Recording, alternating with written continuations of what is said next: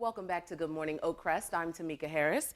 This year in October, the city of Baltimore welcomed to Centerstage a brand new artistic director. His name is Kwame Kwei Armah, and today I'm honored to welcome him to Good Morning Oakcrest. Kwame, welcome. Thank you so much. It's lovely to be here. Yeah, well, I am excited to have you here to talk about not only yourself, but a lot of the projects that are happening at Center Stage, as well as talking about Center Stage as well. But before we get into all of that, I must ask you, when did your love for theater first begin? I mean, that's always a difficult question to answer. I was an actor at first. And actually, I can remember doing a play, a production of To Kill a Mockingbird. And I was about 20. And actually, even though I felt I really liked theatre, it was while I was doing that that I went, oh, I really dig this thing. This has got under my skin. So really, I would say, sincerely, when I was about 20, between 20 and 21. Anybody in your family influenced you towards theater? No, but my mother, who's passed now, but was my hugest, hero. yeah, my hero, my inspiration. She certainly encouraged in our home that we were very expressive artistically.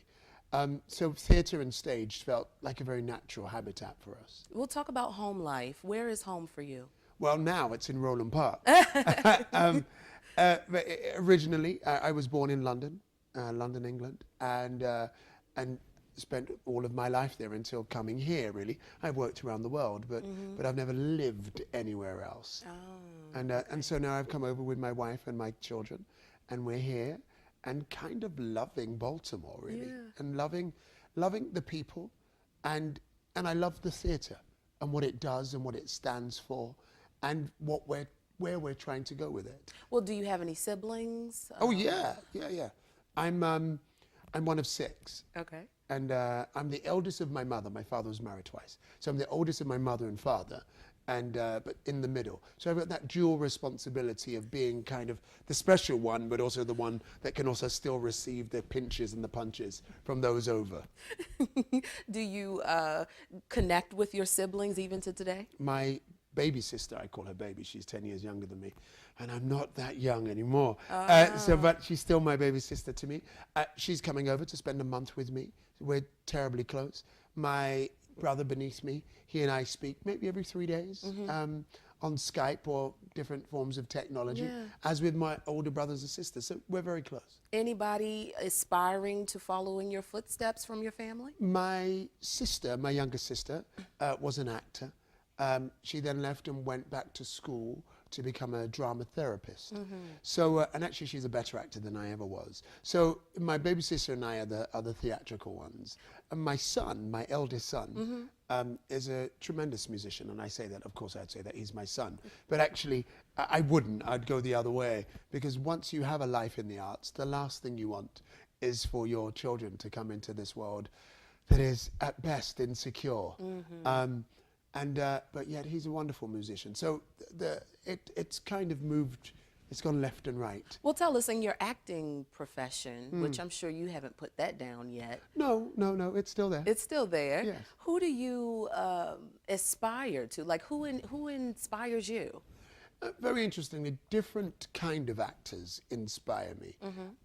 I love what Denzel Washington has achieved because he's allowed himself to be both an artist who's at the top of his trade in terms of skill, but also at the top of his trade in terms of likability, attractability, and box office. Now, you picked an American actor. I did. Okay. In fact, I picked an African-American actor, to Well, be specific. sure. Because I think often it becomes easier to see what can be achieved through the eyes of someone that you automatically relate to, even if it's just on an aesthetic level. So Denzel, in terms of film, was certainly someone that many of us have looked. And you watched him even in London? Oh, yes, certainly. From his days in St. Elsewhere to the movies that he directs and acts in now. In terms of other actors, Edward Norton is an actor, Ed Norton, who's also from Baltimore. An actor that I just think is magnificent. Really? What is about Ed that you really click with? Intelligence. Okay. And intelligence of choice. And timing? And timing. Okay. And knowing and knowing where to place himself. One gets a sense that intellectually he invests in a similar way that Sean Penn does. You know, he was a bad boy, but actually, you know, his work is tremendous. Okay. And those are the kind of actors, certainly from an American context. So when you go to the movies, what genres specifically sticks out to you? Like, what movie do you gravitate towards? Drama, I think. Okay. You know, probably high-end drama is what I move towards. But being a father of four, you know, I take in all genres, and I'm forced to take in all genres, you know, from science fiction to comedy. All right. Well, moving from one place to another can for some folks be quite a big deal. But what was the breaking point for you that said, okay, family, we're going to move to Baltimore? It was that I'd worked at Baltimore before as a playwright and as a director. And I loved the theatre, and I loved what it stood for, and I loved who it spoke to and why it spoke to them. Okay. And so when I got a phone call from one of the Board of Trustees saying, listen, the current artistic director is moving on, Irene Lewis, someone who I love and adore and stand on her shoulders. Would you throw your hat in the ring? I thought, yes. I mean, really, that was it. It was almost automatic. It wasn't on my tick box to be an artistic director, certainly not of a theatre in America. I mean, how could you put that into your ambitions? I want to go and run a theatre in America, coming from London. But as soon as they said that, I thought, this feels right for me. It feels like a right adventure. Kwame, what expectations do you think they had of you then? I think they had the expectation that I would bring a kind of change of focus. Okay. Centerstage, and again, I love Irene and I stand on her shoulders, as I've said several times and will continue to say. Irene had a wonderful conversation with her audience on the stage. I think what I've been brought in to do is to have that conversation on the stage, but also with the community. Being here with you now, you know, making sure that it's underlined in the consciousness of the people of Baltimore and Maryland that this State Theatre of Maryland is a civic institution, one that is there for them, one that is there to be a palace of words, to be a palace of entertainment. I think that's kind of what I was brought in to do. I think a lot of the ladies right now want me to just keep you talking because you sound so wonderful. Your accent is just great. If you're just joining me. I can take no credit for the accent. No. It was the land of my birth. Well, if you're just joining me, I'm speaking with Kwame Kwe Armah, who joins us. He is the artistic director at Centerstage, located in Baltimore. Now, Kwame, one of the things you'll know about Baltimore is that many folks here love, among many things, football. So I'm going to ask you, okay, I know you come from another land, but you're in purple passion land. I am. And Oakcrest is a Ravens supporter. Okay, so I'm going to ask you this $1 million question. Go ahead. No pressure. Good. What football team do you represent? Liverpool FC. Oh, come on, Kwame. You were supposed to say the Ravens. Okay, sorry. Can you ask me again? Yes. Yeah, go okay, ahead. so $1 million question. Go ahead. No pressure. No pressure. Ravens. What? Centerstage, we'll keep them. Baltimore, we'll keep them. Kwame, you're awesome. So the Ravens is your favorite football team now, Absolutely. huh? But in truth, on the drive here, I did see like Ravens tops and flags. And I know that today is, Purple Day. And my youngest son, who's 6, he's really got into it. And so actually, I'm not even just saying it. Now, of course, I am defaulting to the Ravens because of Ravens Friday, held at his school, and everybody wearing those colors. Yes, it is serious business. It's serious business. Okay. I don't joke with it. And Oakcrest residents know how serious it is to and support the Ravens. I just want to let Oakcrest residents know I'm a Ravens man. Hey now, that's what we wanted to know. All right. Well, turning the page to to a few more exciting things in your life. Take us on a journey through your professional background. What were you doing before becoming the artistic director at Centerstage? Directly before this, I was the artistic director of a huge international festival called the World Festival of Black Arts and Culture, which was held in Dakar in Senegal, which was 16 disciplines. and 50 countries and about 5,000 artists from across the world that came to perform. And it was a tremendously wonderful festival. How to long be did part you of. do that for? For about 4 months. The festival ran for a month, and I joined about 5 months in and kind of took us to the point of where we set the ship a sail. So wait, is this a film festival? No, you no, no. said? It's a multidisciplinary festival, from theatre to dance to cinema Oh, wow. to, theatre. Just across 16 different disciplines. I don't know if we've heard of anything like that over here in America. I'm not sure. Actually, we did some PR over here. Okay. We had lots of American artists and intellectuals come over, which was great fun. But they had to go over to London. No, they went to Senegal. Senegal. Which I'm is sorry. which is where the festival was Wow. held. So I did that, and before that, directly, I was a board member of the Royal National Theatre of Great Britain and an associate artist at the National Theatre and at the Tricycle Theatre, where they produced my plays, many of my plays, which I'm tremendously pleased of. Working at the National in particular it's one of the best theatres in the English-speaking world. Oh, wow. And so to be able to serve and have it serve me and me serve it has been one of life's highlights. Now, Kwame, these are quite big things, big responsibility. How did you walk into all of this splendor? I mean, walking into splendor. I love the way that that's phrased. And I would say, much like anything, often someone becomes a star overnight, but actually there's no such thing as an overnight sensation. It's actually that you've worked for the last 20 or 30 years to become that overnight I see. sensation. Okay. But in essence, I was an actor, a television actor, in the equivalent of your ER in a thing called Casualty on the BBC. And so that was my acting career. And as a writer, I started writing, and then the National Theatre then did my plays, and then I went back to study. I did my master's at the university, and now I'm the chancellor of that university. So many things kind of came because of a confluence of different things, of being a television personality and then a literary personality, and then wanting to contribute through my art form, and that kind of opening me up to big festivals. Well, then you're a multifaceted person, then As we all multi-layered. are. As we all Yeah. are. And so where do you think your niche is, though? I mean, I know you can write, I know you can direct, I know you can act, I know you can be a part of all of these different things, but where do you think passion lies for you in all of those talents? In all. Really? In all of them. Wow. It's a bit like if you have 5 beautiful dresses. Oh, see, why you had to take it to the closet? I had to take it to the closet. That's not fair. And what do? You know that today I feel like wearing that, and I feel beautiful in that today.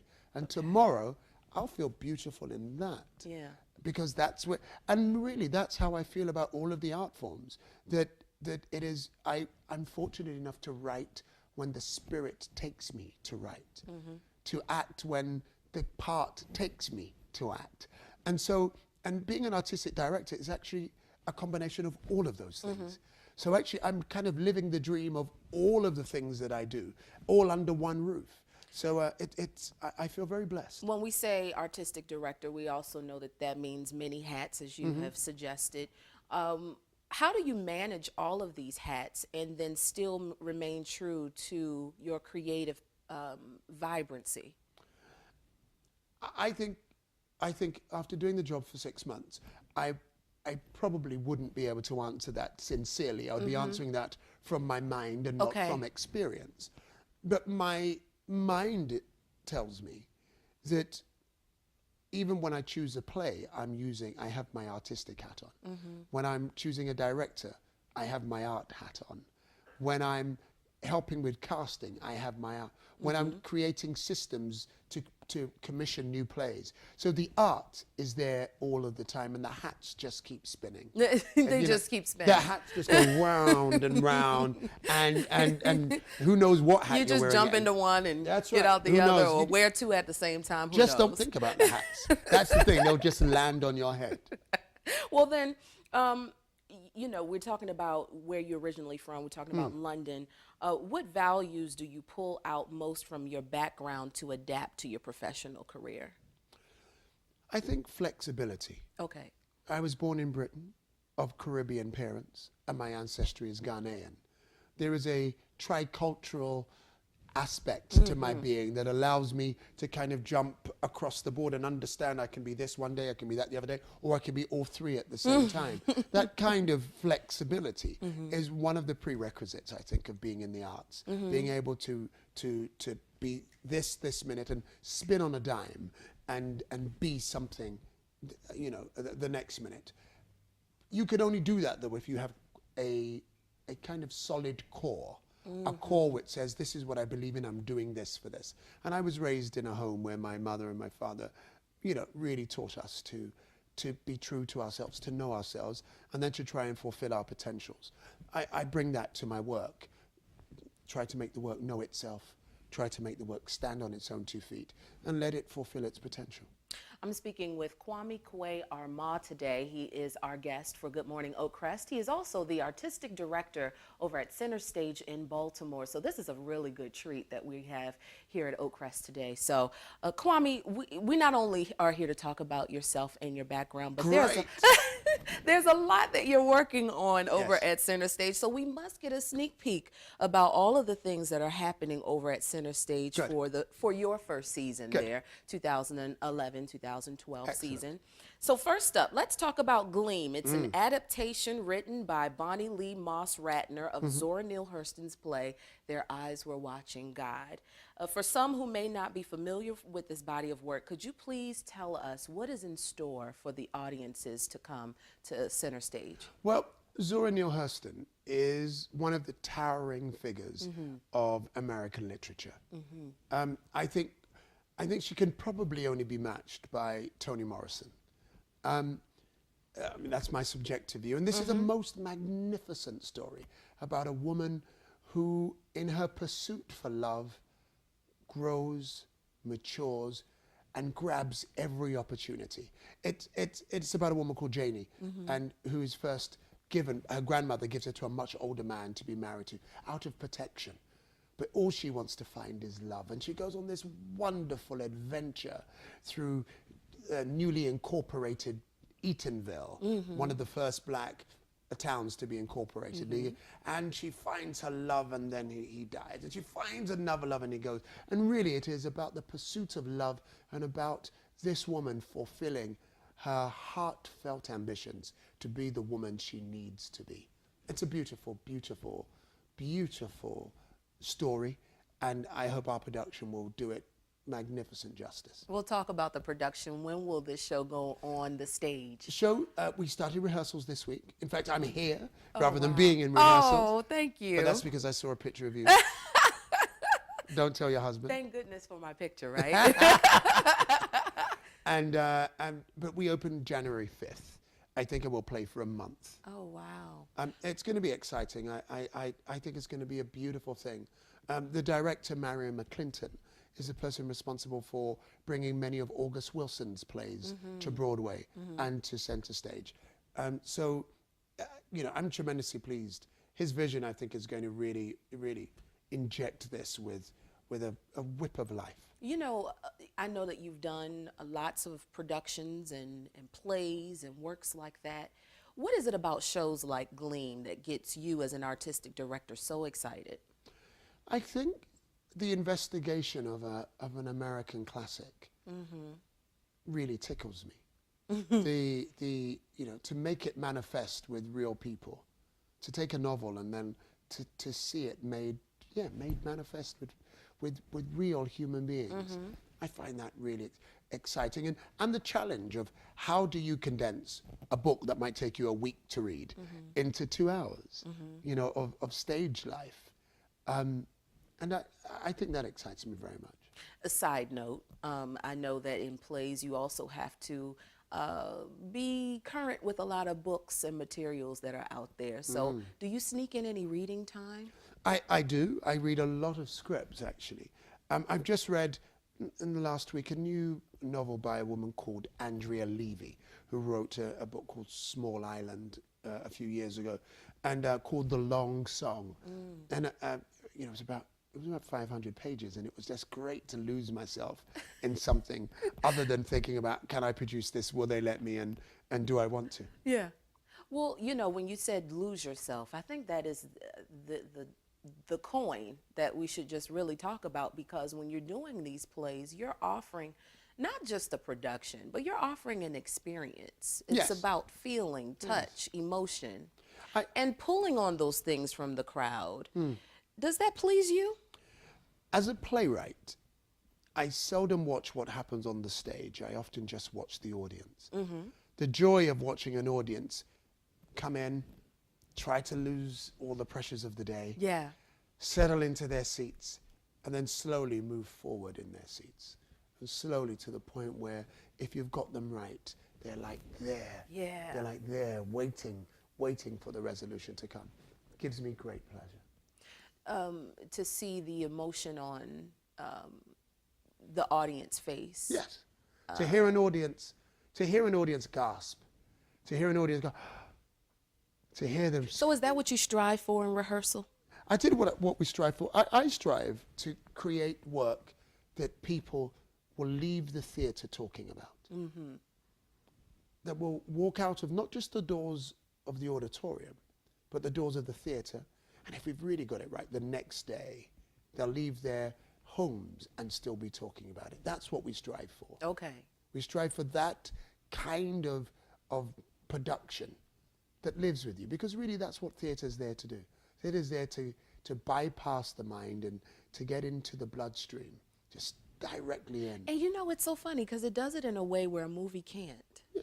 Well, And you can, you know, I often describe it as you can smell the funk, you can see the spit. Yeah. It is human beings. It Yeah. is three-dimensional. You can't pause it. It's right there.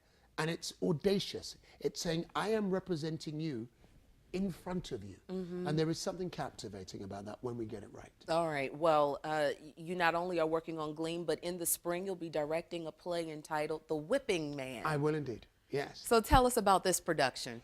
Whipping Man is a wonderful play that I actually saw in New York in January of this year. And it's set on Passover and on the eve of the abolition of slavery in the United States. It's set in the home of a Jewish family whose enslaved population have been converted to Judaism. And it is about a play about family, about faith, about freedom, and not traditional freedom as in slaves being made free, but inner freedom. It is about who we are, who we choose to be, and that which we inherit. So in essence, one could be captive but still be free because of what they know or what they are part of an inside. It is that, but it's also about what we inherit. Okay. You know, what we all inherit faiths or not, as the case may be. And what was fascinating for me was seeing these African Americans who were Jewish African Americans and seeing them negotiate their faith and talk about family and the conflict of family. I found fascinating. So you're interested in weaving a lot of American stories together at Centerstage, it sounds like. I mean, I know that you're known for bold, thought-provoking productions, but I love how that is projected through a lot of the work and material that you choose. Yes, I mean, I think part of my raison d'etre is to tell classic American tales, to bring brilliant international stories to Baltimore, but also to tell local stories. So it is the meshing of all of those three things, and if we get right, we should be able to kind of create somewhere that is, and recreate, because it's been that, a vibrant house where you come to find not just yourself, but you come to find out about the world. Well, if you're still joining me, I'm speaking with Kwame Kwe Armah. He is the artistic director over at Centerstage in Baltimore, and we're delighted to have him here at Oakcrest to tell us all about not only his background, but what's happening at Centerstage and all of the great productions therein. Now, the first season of Centerstage is approaching us, 2011, 2012, which is your first season as artistic director. Well, it's my first season as artistic director, but I didn't choose this season. I inherited this season. My first season of choice, where I'll be to blame, totally and utterly. Look, dun dun dun. Is 2012-13. Okay, well, we've talked about a Gleam. We've talked about the Whipping Man that's coming up in this first season that you've inherited. But we also need to talk about this all-new cabaret series that's coming up. Now, I have a question for you. Are the folks who come to watch these cabarets, are they the same audience that share in watching your plays as well, or is this a mixed group of people? I think it should be a mixed group of people. Okay. We're hoping that our members come and enjoy, but also that we reach out to kind of new people who might not really see us in that way. I mean, we've got a great cabaret. I'm so pleased. Well, how different is a cabaret from a play? Well, these cabarets, where is the play? If it was a musical, like we're doing a brilliant musical called Into the Woods, that's set within that structure. But this is just like a concert series. We're going to have a klezmer band downstairs and then a steel orchestra on the fourth floor. You'll go in, we've got two great jazz acts in the first act, and then we've got a gospel choir in the second act. I mean, it's the holiday extravaganza that I want to be. So is this set in any type of year or anything? Are we going Cab Calloway with this, or are we it's just? just going to be freestyle. You know, it's just you get in, you come in, and you just get down on the festive music and the energy that will be abound in our theater. Well, for folks who have not been to Centerstage, what can you tell them as artistic director to get down there and see what's happening? I can tell them that Tamika says she's going to come. I'd love to. And if she wants to come, yes, then we all should follow. I'd love to. Now, And I would seriously say, you know, theater is a magnificent medium. Of course, I would say there's nothing like it. But to be able to see fellow human beings up on a stage talking to you about you is magnificent. For 50 years, Centerstage has been producing world-class theater. We have two brilliant stages and a magnificent staff. If anybody wants to have a theatrical experience, you know, I would be remiss if I didn't say, come to us, come check us out. Yeah. Well, we are certainly grateful to have you stop by Thank you. Oakcrest and tell us all about not only your background, but a lot of, give us a sneak peek as to what's to come in this next season at Centerstage. I mean, it's just fantastic. Well, I mean, for 2012-13, if you'll allow me and forgive me, we're amid kind of working that out right now. Okay. So, but as you've said, for this season, we've got Gleam coming up now, where then we'll have the cabaret. Or rather, we'll have the cabaret, then we'll have Gleam, we'll have Into the Woods, and we have Skull in Calamara, a brilliant Irish play, and then The Whipping Man, and that will take us out to the end. We'll have some play laboratories where we'll have some wonderful dance being experimented with and trying to see how dance and literature fit together. We'll have another couple of cabarets as well. Okay. There's a lot going on. There's a lot going on, and if you need any hams, feel free. We have plenty of them here at Oakcrest. I'm telling you, you have a pick unlike no other over here. Fantastic. Yeah. Well, I'll reach out. Well, Kwame, thank you so much for coming on Good Morning Thank Oakcrest. you so much. It's been such a pleasure. It's been mine. Yeah.